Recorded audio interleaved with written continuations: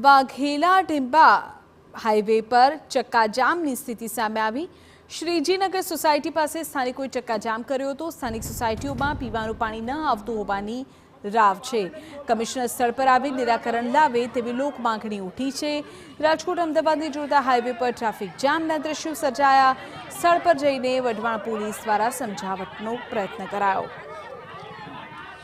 વેલા મોડા બંબા આવે, કઈ ટાઈમ ન હોય, પાણી વગરનું માણસ શું કરે? પાણી જ નથી આવતું। અમારે હાવ છેલ્લી લાઈનમાં આવે જ નહીં પાણી। આ 2-3 વર્ષથી પણ પાણીનો પ્રોબ્લેમ બહુ જ છે અમારે ત્યાં। પાણીનો કંઈ ટાઈમ નથી હોતો। ઉપર લગીને અમે પહોંચ કરી છે, બધા ઉપર નગરપાલિકાઓ મોટા વડીલોને બધે અમે કીધું છે, પણ કોઈ સાંભળવા તૈયાર નથી। અને પાણીનો કંઈ ટાઈમ જ નથી હોતો।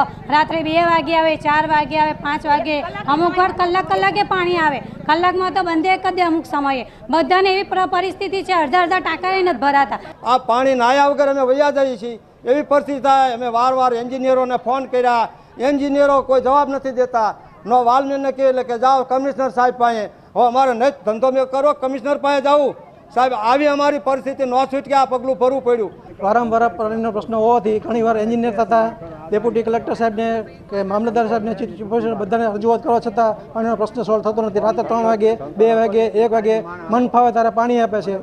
અને લાઈન નવી નાખવાની વાત કરીએ તો કંઈ કરતા નથી। કંઈ રેલવે સ્ટેશનનો વાંક કાઢે છે, રેલવેની લાઈન મંજૂરી મળી નથી, આમ છે તેમ છે, બારા બતાવે છે।